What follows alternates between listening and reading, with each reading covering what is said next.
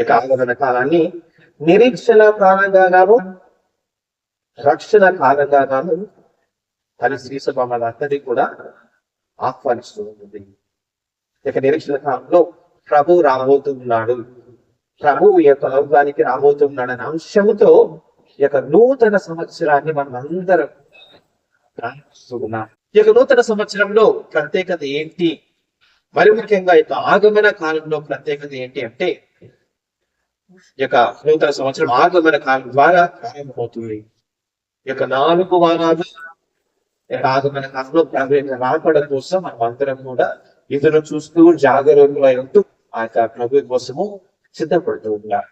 ఈ యొక్క సంవత్సరంలో మనం అందరం కూడా ఏం చేయబోతున్నాము, ఎందుకు ఈ యొక్క నూతన సంవత్సరము దైవార్చన సంవత్సరం అని మనం అందరం కూడా ఒక్కసారి ప్రశ్నించుకున్నట్లయితే ప్రియ సహోదరి సహోదరులారా, పోయిన సంవత్సరం అయిపోయింది, మరి యొక్క నూతన దైవార్చన సంవత్సరాన్ని మనం అందరం కూడా ప్రారంభిస్తున్నాం.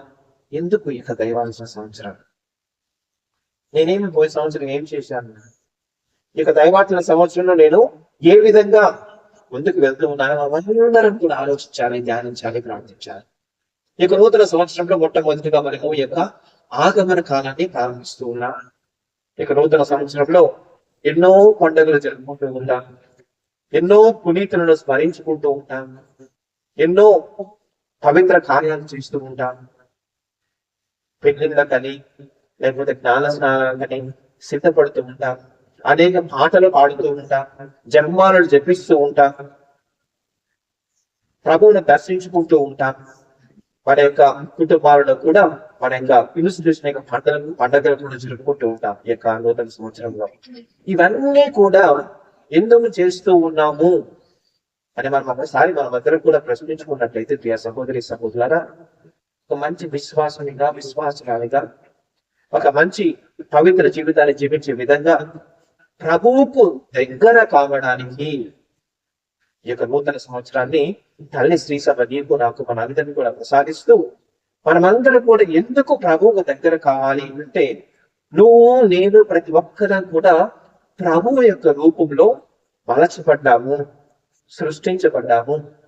కాబట్టి చివరికి మనం అందరం కూడా ప్రభు దగ్గరికి చేరగలగాలి. ఇవన్నీ కూడా ఈ యొక్క నూతన సంవత్సరం నుంచి మనం చేసే ప్రతి ఒక్క కార్యం కూడా, ప్రతి ఒక్క జన్మాలు కూడా, ప్రతి ఒక్క పట్టణాలు కూడా వాళ్ళందరినీ కూడా ప్రభువు దగ్గర చేర్చగలగాలి.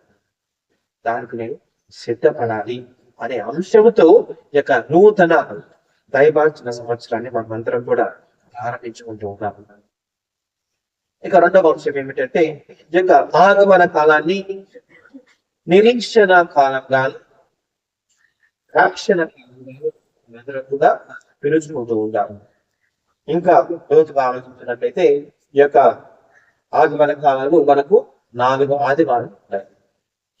మొదటి ఆదివారంలో మనం అందరం కూడా నిరీక్షణ ఆదివారంగా జరుపుకుంటూ ఉంటాము. నిరీక్షణ, హోప్. ఈ యొక్క పట్టణాలు కూడా ఈ రోజు ఈ యొక్క మొదటి ఆగమన కాలంలోని మొదటి ఆదివారం రోజున పట్టణాలు కూడా 2 అంశాలను మనందరికీ కూడా తెలియపరుస్తూ ఉన్నాయి. ఈ యొక్క ఆగమన కాలంలో ఎదురు చూపు, అటు తర్వాత జాగరూకులై ఉండండి. ఎదురు చూపుతో ఉండండి, ఆ తర్వాత జాగరూకులై ఉండండి అని ఈ యొక్క 2 అంశాలను మీతో ఈ యొక్క ఆగమన కాల మొదటి ఆదివారంలో పంచుకోదలుచుకున్నాను ప్రియ సహోదరి సహోదరులారా. ఎదురు చూడడం, you always look for something. ఎదురు చూడడం. ఎందుకు ఎదురు చూస్తూ ఉంటాం? ఏ అంశం కోసం ఎదురు చూస్తూ ఉంటాం? ఉదాహరణకు చెప్పాలంటే, రైతులు దేనికోసం ఎదురు చూస్తూ ఉంటారు? పంట బాగా పండాలని, లేకపోతే వర్షాలు బాగా పడాలని కూడా ఆ యొక్క రైతులు ఎదురు చూస్తూ ఉంటారు. ఆ తర్వాత ఒకవేళ హాస్టల్లో చదివే పిల్లలు దేనికోసం ఎదురు చూస్తూ ఉంటారు? ఎప్పుడెప్పుడు సెలవులు వస్తాయా, ఇంటికి వెళ్ళిపోదామా అని చూస్తూ ఉంటారు. మా బ్రదర్ కూడా లెక్క పెడుతూ ఉంటారు, క్రిస్మస్ హాలిడేస్ ఎప్పుడు వస్తున్నాయా, ఎప్పుడు పోదాం ఎదురు చూ. అదే లాక్డౌన్, ఉద్యోగస్తులు దేనికి ఎదురు చూస్తారు? మొదటి తేదీ సాధన కోసము ఎదురు చూస్తూ ఉంటారు. మరి ముఖ్యంగా ఇక్కడ అంటూ ఉంటారు, స్కూల్లో పనిచేసే టీచర్లు కూడా 2 అంశాల కోసం ఎదురు చూస్తూ ఉంటారు ఎప్పుడు. Bell bill. Okay, bell bill. స్కూల్లో పనిచేసే టీచర్ ఎప్పుడెప్పుడు బెల్లు కొడతారా, ఎప్పుడెప్పుడు ఇంటికి వెళ్ళిపోదామా, లేకపోతే ఇంకొకటి కూడా ఎప్పుడెప్పుడు శాలరీ కొడుతుందా. మంచిదే. ఆ తర్వాత కూడా స్టూడెంట్స్ పరీక్ష రాసిన తర్వాత దేనికోసం ఎదురు చూస్తారు? నిజంగా మంచిగా రాసిన వాడు రిజల్ట్స్ కోసము ఎదురు చూస్తాడు. ఎందుకు? ఎప్పుడెప్పుడు రిజల్ట్స్ వస్తాయా, ఎప్పుడెప్పుడు నేను ముందుకు నా జీవితాన్ని ముందుకు సాగిపోవాలి. ఒకవేళ 2-3 సబ్జెక్టులు బాగా రాయకుండా ఉండేవాళ్ళు, లేకపోతే రాయకుండా ఉండే అందరూ ఏమనుకుంటారు, ఇంకా రిజల్ట్స్ ఇంకా రాకపోతే మేలు, ఇంకా 2-3 కోర్సులు పోస్ట్ పోన్ అయితే మేలు అనుకుంటూ ఉంటాం. మనమందరం కూడా బోధిస్తాం. మన నిజ జీవితంలో మనం అందరం కూడా ఎదురు చూస్తూనే ఉంటాం. ఒకసారి తల్లిదండ్రులు చూడండి, ఒకసారి ఒక కూతురు కానీ కొడుకు కానీ స్కూల్కి వెళ్ళినప్పుడు తిరిగి సాయంకాలము 4 గంటల లోపల, 4:30, 5 లోపల వచ్చారు. ఒకవేళ రాలేదనుకో టెన్షన్, ఎదురు చూపులు అయితే ఎక్కువైపోతాయి, టెన్షన్ ఎక్కువైపోతుంది. వాళ్ళకి ఫోన్ చేస్తాం, వీళ్ళకి ఫోన్ చేస్తాం, ప్రిన్సిపల్ ఫోన్ చేస్తాం, ఎదురు చూస్తూ ఉంటారు. ఇక ఆగమన కాలం కూడా మనందరినీ కూడా ఎదురు చూడమని ఆహ్వానిస్తుంది. దేనికోసం ఎదురు చూడాలి, ఎందుకు మనం అందరం కూడా ఎదురు చూడాలి అని ఈనాటి మొదటి పట్టణము మనందరినీ కూడా ధ్యానించమని ఆహ్వానిస్తుంది. ప్రియ సహోదరి సహోదరులారా, ఈనాటి మొదటి పట్టణము మనం అందరం కూడా యెషయా గ్రంథం నుంచి 2వ అధ్యాయము 1 నుంచి 5వ వచనం వరకు మనందరం కూడా చదివి ఉన్నాం. ఈ యొక్క మొదటి వచనంలో యెషయా ప్రవక్త చూచిన దర్శనాన్ని గురించి మనందరి కూడా వివరిస్తున్నాడు. దర్శనాన్ని చూశాడు. ఇక దర్శనానికి మనము ఫ్లాష్ బ్యాక్ లో చూసుకున్నట్లయితే మనందరికి కూడా తెలుసు, ఆ యొక్క యావే దేవుడు ఆ యొక్క ఇశ్రాయేల్ ప్రజలను ఎన్నుకొని నడిపిస్తూ అని కాపాడుతూ ఆ యొక్క ఈజిప్టు బానిస రాజ్యం నుండి ప్రామిస్ ల్యాండ్కు కానాను దేశాన్ని నడిపిస్తుంది. కానీ ఈ యొక్క ఇశ్రాయేల్ ప్రజలు ప్రభు చెప్పిన మాట వినకుండా ఆ యొక్క బాలు దేవుణ్ణి విగ్రహారాధన చేస్తూ చెట్లను, పుట్లను, ఆకాశాన్ని, సూర్యుడిని ఆరాధిస్తూ ప్రభువును మర్చిపోతూ ఉన్నారు. అలాంటి సమయంలో ఈ యొక్క యెషయా ప్రవక్త మరొకసారి వారికి ఈ యొక్క దర్శనాన్ని గురించి చెప్తూ మనమందరం కూడా ఆ యొక్క పర్వతము పైకి వెళ్ళాలి. రానున్న దినములలో ప్రభువు మందిరమున పర్వతములన్నిటిలో ప్రధానమగు కొండలన్నిటిలో ఎత్తెనదగు జాతులను ప్రవాహం దాని చెంతకు పర్వతాన్ని గురించి మాట్లాడుతూ అటు తర్వాత ఒక మంచి విషయాన్ని ఈ రోజు యొక్క ఎందుకు మనం ఎదురు చూడాలి అని ఈ యొక్క యెషయా ప్రవక్త చెప్తున్నాడంటే 4వ వచనం అందరం కూడా వింటూ ఉన్నాం. అతడు జాతుల మధ్య తగువను పరిష్కరించును, అనేక ప్రజలకు తీర్పునిచ్చును. ఈ యొక్క ఆగమన కాలంలో మనం అందరం కూడా ప్రభు వస్తూ ఉన్నాడు. ఆ యొక్క రాకడ కోసం మనం అందరం కూడా సిద్ధపడుతూ ఉన్నాం. ప్రభు వస్తూ ఉన్నాడు. ప్రభు వచ్చాడు 2000 సంవత్సరాల క్రితము ప్రభు వచ్చాడు. మొదటి రాకడ అయిపోయింది. 2వ రాకడ కోసం మనం అందరం కూడా ఎదురు చూస్తూ ఉన్నాం. అందుకే మనం ప్రతి పూజలో మనకి విశ్వాస సంఘాన్ని ప్రకటిస్తూ ఉన్నాం. ఇది విశ్వాస రహస్యం. అంటే మనం అందరం కూడా ఏం చెప్తాము? విశ్వాస రహస్యం అంటే ఏం చెప్తాము? ప్రభువా, Christ has died, Christ has risen. దేవుడు అనేవాడు అన్ని వస్తాడు రాకడ. కానీ 3వ రాకడ కూడా ఉంది. ఎప్పుడు జరుగుతుంది 3వ రాకడ? ఈ యొక్క 3వ రాకడ 2వ రాకడ అయిపోయిన తర్వాత కాదు, కానీ మొదటి రాకడకు 2వ రాకడకు మధ్యలో జరుగుతూ ఉంటుంది 3వ. అంటే ప్రభువు ఎప్పుడు వస్తూనే ఉంటాడు. మనము వాక్యాన్ని చదివినప్పుడు ప్రభు వస్తాడు, మనము దివ్య ప్రసాదాలు పాల్గొన్నప్పుడు ప్రభు వస్తాడు, దివ్య బలి పూజలో పాల్గొన్నప్పుడు ప్రభు వస్తాడు. కానీ యొక్క 2వ రాకడ అనేది ప్రభు మళ్ళీ వస్తాడు. ఆ యొక్క ఆశ్రయుడై వస్తాడు. తన యొక్క దేవదూతలతో వచ్చి మనందరినీ కూడా తీర్పును విధిస్తాడు అనేది మనం కాబట్టి ఈ రోజు ఈ యొక్క అతని యొక్క రాకడి గురించి ఎందుకు మనం ఈ యొక్క ఆగమన కాలంలో ఎదురు చూడాలి అంటే, అతను వచ్చి ఏం చేస్తాడనేది కూడా ఈ యొక్క యెషయా ప్రవక్త మనందరికీ కూడా తెలియపరుస్తున్నాడు.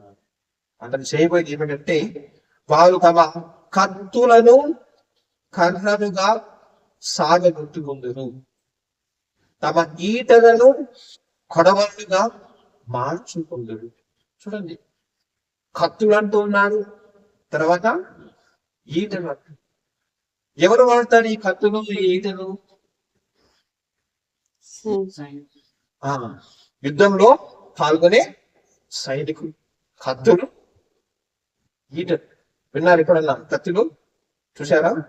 ఈటలు దేనికి వాడతాం? కత్తులు యుద్ధంలో ఇతర తలను నరకడానికి, రక్తపాతాన్ని సృష్టించడానికి, విజయాన్ని జయించడానికి కత్తిని వాడుతుంటారు యుద్ధం. ఈటలు కూడా ఇంత పొడవు ఉంటాయి. వాటిని కూడా ఇతరులను చంపడానికి, తన యొక్క యుద్ధంలో ఇతరుల పైన జయించడానికి కత్తులను, ఇలాంటి ఈటలను ఉపయోగిస్తున్నారు. కానీ ఇక ప్రభు వచ్చినప్పుడు ఇవన్నీ కూడా ఏ విధంగా మారిపోతాయి అంటే, యెషయా ప్రవక్త ఈరోజు చెప్తూ ఉన్నాడు, కత్తులను కర్రలుగా సాగిపోతుకుందురు. అవి మారిపోతాయంట. కత్తులు ఏ విధంగా మారిపోతాయి? కర్రలుగా సాగగొట్టుకుందురు. అంటే సాధ్యం చేయాలి, లేకపోతే దాన్ని మనం అంటారు కదా, మనము పొలంలో దున్నడ నాగలిగా మారిపోతాయి. కత్తులు నాగలిగా మారిపోతూ ఉంటాయి. తర్వాత ఇవి ఈటలు ఏ విధంగా మారిపోతున్నాయి? ఈటలు కొడవలు లాగా మారిపోతూ ఉన్నాయి. కొడవలు దేనికి ఉపయోగిస్తాము? కోత కోయడానికి ఉపయోగిస్తాం, అభివృద్ధి కోసం ఉపయోగిస్తారు, యుద్ధానికి కోసం కాదు, ప్రగతి కోసము మన అందరం కూడా ఈ విషయాలను, ఇలాంటి వస్తువులు ఉపయోగిస్తాం. కాబట్టి ప్రియ సహోదరి సహోదరులారా, ప్రభు ఎందుకు వస్తూ ఉన్నాడు, ప్రభు మనం అందరం కూడా ఎందుకు ఎదురు చూడాలి అంటే, ఇక మనకు కావాల్సింది ఈ యొక్క కాలంలో కత్తులు కాదు, ఈటలు కాదు. ఆయన వచ్చినప్పుడు ఈ యొక్క కత్తులను, ఈటలను ఒక ప్రగతి కోసము, మన యొక్క జీవిత బాగు కోసము ప్రభు వీటన్నిటి కూడా మారుస్తాడు అనేది మనకి విశ్వాసం, నమ్మకం. బహుశా మనమందరం కూడా ఈనాటి ఆధునిక కాలంలో ఉంటూ ఉన్నాం. ఇతరులను చంపడానికి కత్తులు అవసరం లేదు కాలంలో, ఈటలు కూడా అవసరం లేదు. అందుకే ఆల్టర్ దగ్గర కొన్ని పిక్చర్స్ పెట్టారు, యాప్స్, యూట్యూబ్, ఇంకా ఇన్స్టాగ్రామ్, మెసెంజర్, ఇవన్నిటిని కూడా మనం మంచిగా ఉపయోగించుకోవచ్చు. ఆ విధంగా అయితే ప్రభు ఏ విధంగా అయితే ఇక కత్తులను ఏ విధంగా మార్చాడో, ఇక ఈటలను ఏ విధంగా మార్చాడో, వీటన్నిటిని కూడా మనము మంచిగానే మన యొక్క జీవితంలో ఉపయోగించుకోవచ్చు. కానీ మనమంతా కూడా ఇక ఆధునిక జీవితంలో ఇలాంటి డిజిటల్ టెక్నాలజీని వాడుతూ మనం నాశనం చేసుకుంటూ ఉన్నాం, ఇతరులను కూడా నాశనం చేస్తూ ఉన్నాం. మరి ముఖ్యంగా మన పోపు గారిని బట్టి, సింహపరి పోపు గారిని బట్టి ఎప్పుడు కూడా రిలీజియన్స్ కు, ఫాదర్స్ కి, సిస్టర్స్ కి, అటు తర్వాత యువతి యువకులు కూడా ఒక వార్నింగ్ అనేది ఇస్తున్నారు. Be aware of the digital technology. అది మీకు మంచిగా చేయొచ్చు, ఒక చెడు జీవితంలో కూడా నడిపించవచ్చు. అందుకే come Lord Jesus, come to this digital world, save us. ఈ యొక్క యాప్స్ ద్వారా ఇతరులు మన అందరం కూడా హింసిస్తూ ఉన్నాము, సైబర్ క్రైమ్ చేస్తూ ఉన్నాము, ఇతరులను మోసగిస్తూ ఉన్నాము, ఇతరులను కూడా చంపేస్తున్నాం, ఇతరుల యొక్క జీవితాలతో ఆట ఆడుకుంటూ ఉన్నాం. అదే ఇలాంటి సమయంలో మనం రావాలి, వాళ్ళందరికీ కూడా రక్షించాలి. ఇలాంటి వస్తువులను మనం అందరం కూడా మంచిగా ఉపయోగించుకుంటూ ఇతరుల యొక్క జీవితాలు బాగు చేసుకోవడానికి, ఉపయోగించుకోవడానికి, అలాంటి తెలివి ఇవ్వడానికి కూడా ప్రభు ఈరోజు. అందుకే మనం అందరం కూడా ప్రభుత్వం జాగ్రత్తగా ఎదురు చూస్తూ ఉండమని ఈరోజు ఈ యొక్క పత్రాలు తెలియపరుస్తున్నారు సహోదరి సహోదరులు. చివరగా ఇక సువార్త ప్రకటనని మనం గమనించినట్లయితే, ఈ యొక్క మత్తయి సువార్తలో చివరి వాక్యంలో మన వాక్యం వింటూ ఉన్నాం, మీ ప్రభువు ఏ దినమున వచ్చునో మీరు ఎరుగరు, కాబట్టి సిద్ధంగా ఉండండి జాగరూకులై ఉండండి, చురుకుగా ఉండండి, అప్రమత్తంగా ఉండండి అని ఈనాటి ఆగమన కాలంలోని మొదటి ఆదివారంలో మత్తయి గారు మనందరినీ కూడా ఆహ్వానిస్తున్నాడు. సోమరిపోతులుగా కాదు, నిద్రపోవడం కాదు. ఎప్పుడు మనం నిద్రపోతాం? అలసిపోయేటప్పుడు, లేకపోతే పని పాట లేనప్పుడు. సోమరిపోతులకు ఎప్పుడు అవుతాం అంటే ప్రేమ భక్తి లేనప్పుడు. ఇలాంటి యొక్క ఆగమన కాలంలో మనందరినీ కూడా హెచ్చరిస్తూ ఉన్నాడు. జాగ్రత్తగా ఉండండి, చురుకుగా ఉండండి, సిద్ధంగా ఉండండి, అప్రమత్తంగా ఉండండి అని హెచ్చరిస్తూ ఉన్నాడు ప్రియ సహోదరి సహోదరులారా. ఎందుకంటే ప్రభు ఎప్పుడు వస్తాడో తెలియదు. మనమందరం కూడా అతన్ని సిద్ధంగా ఉండడానికి మనము సిద్ధపడాలని ఆగమన కాలము మనందరినీ కూడా ఆహ్వానిస్తుంది. అతను వచ్చినప్పుడు మనమందరం కూడా మెలకువతో ఉండాలి. ఎప్పుడు వస్తాడో తెలియదు. అతను వచ్చినప్పుడు మనమందరం కూడా మనకి హృదయానికి ఆహ్వానించగలగాలి. ఒకసారి ఒక ప్యారిస్ లో ఒక ఫాదర్ గారు ఆగమన కాలంలో మనమందరం కూడా ఆగమన కాలంలో క్రిస్మస్ పండుగకు మనమందరం కూడా సిద్ధపడుతూ ఉంటాం. క్రిస్మస్ పండుగ అంటానే ఏమేమి చేస్తూ ఉంటారు? ఇళ్లలో క్రిప్పును, పశువుల పాకను తయారు చేస్తుంటారు అన్ని చర్చ్ వాళ్ళు కూడా. ఒకసారి ప్యారిస్ క్రీస్తు అందరినీ కూడా క్రిస్మస్ పండుగ సిద్ధపరచాలని క్రిస్మస్ క్రిప్ కాంపిటీషన్ పెట్టాడంట వాళ్ళ ప్యారిస్ లో. క్రిస్మస్ క్రిప్ కాంపిటీషన్ అందరూ ఇంకా ఫస్ట్ ప్రైజ్ కొట్టాలి, మా ఇండే మా గ్రామమే ఫస్ట్ ప్రైజ్ కొట్టాలని అన్ని చాలా విధాలుగా చేస్తూ ఉన్నారు. ఇతరులు కూడా సహాయం తీసుకుంటూ ఉన్నారు. అందరూ కూడా సిద్ధపడుతుంది. సమయం ఆసనమైంది. ప్యారిస్ క్రీస్తు చెప్పాడంట, రేపు సిస్టర్స్, ఫాదర్లు, కౌన్సిల్ మెంబర్స్ వచ్చి మీరు ఎవరెవరైతే పేర్లు ఇస్తారో వాళ్ళ ఇంటికి వచ్చి మేము క్రికెట్ చూసి మీకు కాంపిటీషన్ లో ఫస్ట్ ప్రైజ్ ఇస్తామని చెప్పి అది వెళ్ళి ఆ క్రికెట్ అన్ని కూడా పశువుల పాత్ర అన్ని కూడా చూస్తూ ఉంది. చివరిగా ఒక ఇంటికి వెళ్ళిందండి. ఆ ఇంట్లో ఒక అమ్మాయి క్రిపు మాత్రం స్టార్ట్ చేసింది. ఆ పశువుల పాత్రను ప్రారంభించింది, కానీ దాన్ని పూర్తి చేయలేదు. అప్పుడు ఆ అమ్మాయిని ఈ యొక్క గురువు గారు అన్నాడు, ఏం తల్లి నువ్వు ఇక పశువుల పాత్రను ప్రారంభించావు, ఎందుకు పూర్తి చేయలేదని. ఇప్పుడు ఆ అమ్మాయి ఈ విధంగా నేను క్రిప్ ఎప్పుడైతే ప్రారంభించానో నేను నా తల్లిని కోల్పోయాను. అటు తర్వాత నా తల్లిని కోల్పోయిన తర్వాత మా నాన్న ఇంకొక ఆవిడను పెళ్లి చేసుకున్నాడు. నేను తినడానికి కూడా ఆ సవతి తల్లి నాకు భోజనం పెట్టడం లేదు. కానీ నేను ఈ యొక్క బహిరంగంగా ఈ యొక్క పశువుల పాత్రను నిర్మించలేకపోయాను. కానీ నాకు హృదయంలో ఈ యొక్క ఆగమన కాలంలో ప్రతిరోజు ప్రభు దగ్గరికి వెళ్ళి ఒక పూసలాగా, గంటి పూసలాగా నా యొక్క హృదయంలో ఏడుస్తూ బాధపడుతూ ప్రభు నా దగ్గరికి రా అని నా యొక్క హృదయంలో ఆ యొక్క పశువుల పాత్ర కట్టాను. ఆ యొక్క పశువుల పాత్రను మీరు ఈరోజు చూడడానికి, నాతో మాట్లాడడానికి, నాతో తెలుసుకోవడానికి మీరు నా దగ్గరికి వచ్చినందుకు థ్యాంక్ యూ ఫాదర్. సహోదరి సహోదరు మంచిదే. కాంపిటీషన్స్ లేకపోతే క్లిప్స్ అన్ని కూడా మనం అందరం కూడా చేస్తూ ఉంటాం. కానీ ముఖ్యంగా తనకు కూడా చిన్న అమ్మాయి ఏ విధంగా అయితే చెప్పిందో మన యొక్క హృదయాన్ని మనం సిద్ధపరచుకోవాలి. బాహ్యంగా ఈ యొక్క పశువుల పాత్ర కూడా కాకుండా ముఖ్యమే, కానీ ప్రత్యేకత సమయాన్ని కేటాయించడం దేనికంటే ఇక ఆగమన కాదు, మనం ప్రవర్తన మనం హృదయ పరివర్తన చెందాలి. ప్రభు వచ్చినప్పుడు మనం అందరూ కూడా హృదయాన్ని ప్రభువుకు అంకితం చేయాలి. అందుకే దైవార్చన సంవత్సరం అంటారు. దేవునికి అర్చనగా ఇస్తున్నాను నా యొక్క తలంపులు, నా యొక్క దేహాన్ని, నా యొక్క సర్వస్వము ప్రభువు సమర్పిస్తూ ఉన్నాను అనే ఉద్దేశంతో మనందరం కూడా ఈ యొక్క ఆగమన కాలాన్ని ఆరంభిస్తున్నాం. కాబట్టి సహోదరి సహోదరులారా, ఈ యొక్క ఎదురు చూపులతో చురుకుగా ఉంటూ ప్రభువును బాహ్యంగా కాకపోయినప్పటికీ కూడా మన యొక్క హృదయంలో, మన ఇంటికి, నీలో నాలో మనందరిలో కూడా ప్రభు రావాలని మన యొక్క హృదయాన్ని సిద్ధం చేసుకుంటూ ప్రభు వచ్చి మనందరికీ కూడా శాంతి సమాధానం నిరీక్షణ సాధించాలని ఆగమన కాలంలో ప్రార్థించుకుంటున్నాం. ఆ?